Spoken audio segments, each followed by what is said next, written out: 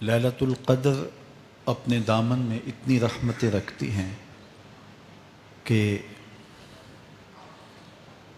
اس امت کے سارے گناہ گاروں کی بخشش کے لیے کافی ہے۔ اس رات میں روح الامی اترتے ہیں فرشتوں کے جلو میں، جھرمٹ میں، اور اہل ایمان جو قیام میں ہوتے ہیں، قعود میں ہوتے ہیں، ذکر الہی میں ہوتے ہیں، ان سے مصافحہ کرتے ہیں۔ یہ رات کون سی ہے؟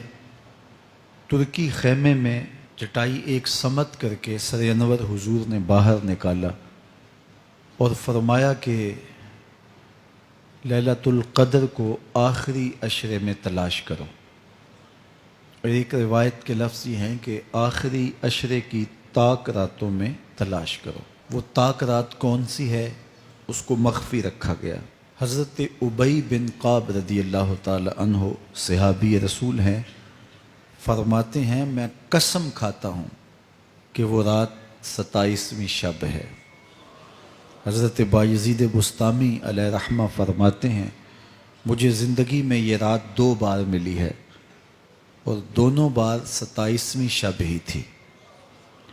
تو ہم اللہ کی بارگاہ میں امید کا دامن پھیلائے ہیں کہ یہی شب ہو اور اس کے دامن سے پھوٹتی ضیائیں ہمارے اندر کے اندھیروں کو ختم کرنے کا ذریعہ بنے۔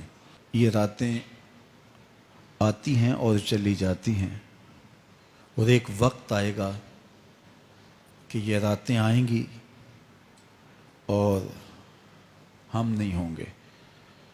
کتنے لوگ ایسے ہیں جو پچھلے سال تھے لیکن آج نہیں ہیں، ان سے گزشتہ سالوں میں تھے آج نہیں ہیں۔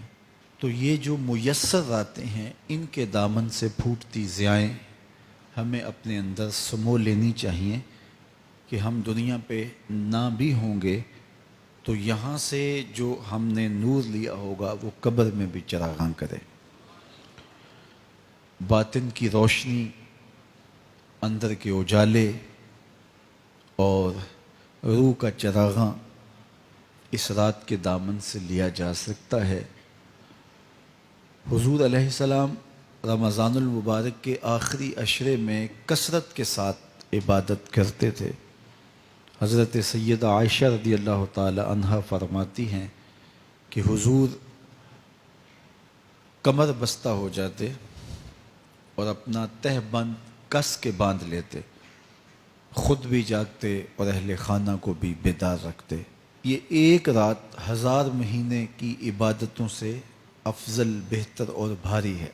تو اس امت کو جب اتنا نوازا گیا ہے کہ ایک ایک رات اتنی برکتوں کی حامل عطا ہوئی ہے، تو پھر ہمیں بہت زیادہ کوشش کر کے برکتیں سمیٹ لینی چاہیے تاکہ جب ہم اس دنیا سے جائیں تو ہمارے پاس ایک بہت بڑا روشنیوں کا ذخیرہ ہو جو ہماری قبر میں بھی چراغاں کرے، حشر میں بھی روشنی دے، اور ہمیں کہیں بھی اندھیروں کا سامنا نہ کرنا پڑے، چونکہ روشنیاں تو ہم نے یہاں سے لے کے جانی ہیں۔ تو میں اللہ کی بارگاہ میں آپ سب کے لیے دعا گو ہوں، آپ میرے لیے دعا گو رہیں کہ اس شب نور کی برکتیں ہمیں نصیب ہوں۔ حضور نے ارشاد فرمایا جس نے لیلۃ القدر میں قیام کیا ایمان اور محاسبہ نفس کے ساتھ، اللہ اس کے پچھلے سارے گناہ معاف فرما دیتا ہے۔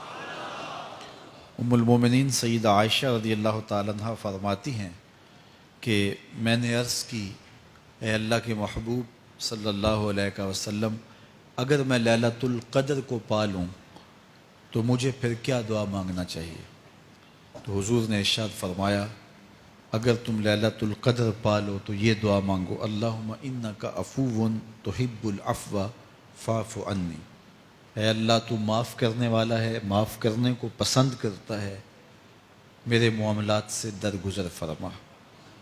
تو اللہ تعالیٰ اس رات کی برکتوں سے ہمیں اپنی پناہ میں، امان میں، حفاظتوں کے حصار میں رکھے۔